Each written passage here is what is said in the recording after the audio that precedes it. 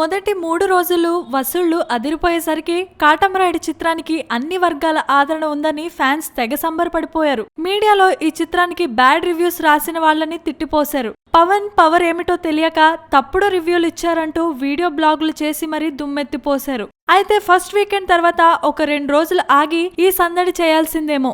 ఎందుకంటే తొలి సోమవారమే కాటమరాయుడు వసూళ్లు దారుణంగా పడిపోయాయి. అత్యధిక థియేటర్లో రన్ అవుతూ ఉండేసరికి చాలా థియేటర్లలో రెంట్లు కూడా రాలేదని ట్రేడ్ రిపోర్ట్స్ వినిపిస్తున్నాయి. బుధవారం ఉగాది సెలవు పురస్కరించుకొని థియేటర్లు తగ్గించడానికి బయ్యర్లు మొగ్గు చూపలేదు.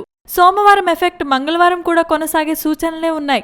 శనివారం వసూళ్ల కంటే ఆదివారం కలెక్షన్లు తగ్గడాన్ని బట్టి చూస్తే బుధవారం సెలవు కావటం వల్ల కాటమరాయుడు విపరీతంగా బెనిఫిట్ అయిపోతుందనేదేమీ లేదు. ఒకవేళ బుధవారం వసూళ్లు బాగున్నప్పటికీ వచ్చే శనివారం వరకు ఎలా సస్టైన్ అవుతుంది?